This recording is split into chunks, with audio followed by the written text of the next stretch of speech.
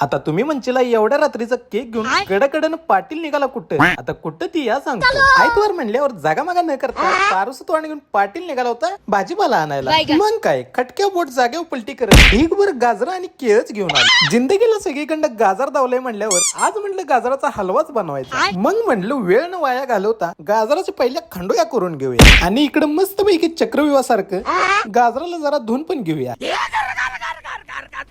पाटलाकडे सामग्रीचा अभाव असल्यामुळे गाजराचा कार्यक्रम आटोक्यात आवरून घेतला. दुपारची वास्क मुस्की झाल्यावर म्हणलं आता खाल्ल्याला जिरवलं पाहिजे. मग काय मोठ्या मोठ्या पावलाने बड्या बड्या डेंगा टाकत पाटलानं पुरा डिमार्ट पालता का तेवढ्यात पोटल्याचा मिस कॉल म्हणे माली इसरला का काय. मग म्हणलं होऊन दे खर्च खायचं बुर्गिर किंगच डचकेबाज ऑर्डर घेऊन केलं लगेच चरायला चालू. म्हणजे कसं पाटील बी खुश आणि पोटला बी.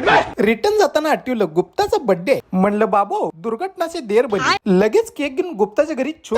इकडे येऊन गुप्ताला 1 वर्ष वाया घालवल्याच्या शुभेच्छा देऊन मस्त पैकी बर्थडे साजरा करून घेतला. चला तर मग आम्ही घेतो इकडे केक करून तुम्ही बी घ्या मस्त पैकी फॉलो करून. तोपर्यंत जय Maharashtra. Happy birthday dear Gupta. Happy birthday.